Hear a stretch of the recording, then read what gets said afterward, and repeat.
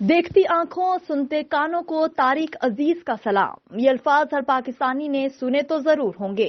جب یہ الفاظ مرحوم طارق عزیز صاحب کے منہ سے ادا ہوتے تھے تو کیا ہی خوب لگتے تھے۔ آج یہ ہم میں موجود تو نہیں، لیکن ہم ان کی زندگی وہ یادیں تازہ کر رہے ہیں جو آپ نے پہلے کبھی نہ سنی ہوں گی، مگر آج آپ اسے ضرور سنیے گا۔ نیلام گھر سے شہرت کی بلندیوں پر پہنچنے والے طارق عزیز کہتے تھے کہ شادی کہاں ہونی ہے یہ راز تو قسمت کو ہی معلوم ہے، کیونکہ میں ساری زندگی کراچی لاہور رہا مگر شادی پشاور میں جا کر ہی کی۔ اس موقع پر شادی کا یادگار قصہ بھی سنایا کہ جب ہم ایک چھوٹی سی بارات لے کر پشاور گئے تو وہاں ایک پٹھان بھائی نے پوچھا اپنے انداز میں، اوئے کس کا شادی ہے؟ تو جواب دیا گیا کہ طارق عزیز کی۔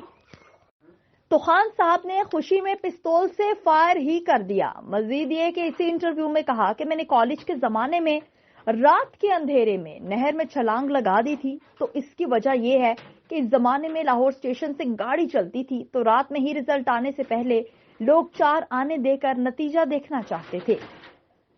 تو میں بھی بس یوں ہی چلا گیا اور وہاں میں نے پل پر سے نہر میں چھلانگ لگا دی تو لوگوں نے سمجھا کہ شاید اس کا رزلٹ ٹھیک نہیں آیا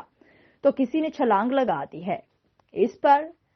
نہر کی طرف سے یعنی دوسری طرف سے گھاس کو پکڑ کر میں باہر بھی آ گیا تھا۔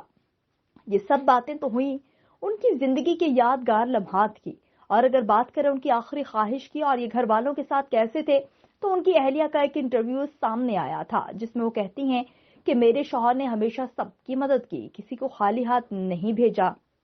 یہی وجہ ہے کہ میں آج بھی جب قبرستان جاتی ہوں تو لوگ کہتے ہیں طارق عزیز کی وجہ سے ہمارا قبرستان سج گیا، اور تو اور لوگ یہ بھی کہتے ہیں کہ ہمیں تو یقین ہی نہیں آتا کہ انہیں دنیا سے گئے ہوئے اتنا وقت ہو گیا۔ اس کے علاوہ اگر گھر والوں کی بات کر لی جائے تو اہلیہ کہتی ہیں کہ شادی کے اتنے سال ہو گئے پھر بھی مجھے معلوم نہیں کہ انہوں نے اپنی بہنوں کو کیا کچھ دیا اور والدہ کو کتنے پیسے دیے، کیونکہ جیب سے پیسے نکالتے اور والدہ کے پرس میں رکھ دیتے تو اسی وقت مجھ سے پوچھتے کہ تمہارے لیے گھر ہے اور یہ بہت ہے، باقی اللہ پاک پر چھوڑ دو۔ آخر میں تقریب سے خطاب میں اہلیہ نے کہا کہ مجھے وہ یاد بہت آتے ہیں، لیکن یہ سوچ کر خوش ہوں کہ انہوں نے اپنے ہاتھوں اپنی جنت کما لی تھی، کیونکہ طارق عزیز کی اہلیہ ان کی قبر پر جاتی ہیں تو وہاں کیا دیکھتی ہیں جو انہیں جذباتی کر دیتا ہے۔ انہوں نے اپنی زندگی میں ہی جنت کما لی تھی، کیونکہ طارق عزیز کی اہلیہ ان کی قبر پر جاتی ہیں تو وہاں کیا دیکھتی ہیں جو انہیں جذباتی کر دیتا ہے۔ ہر کسی کے لیے جاننا ضروری ہے کیونکہ یہ ایک اہم معلومات ہے۔ انہوں نے اپنی زندگی میں ہی جنت کما لی تھی کیونکہ طارق عزیز کی اہلیہ ان کی قبر پر جاتی ہیں تو وہاں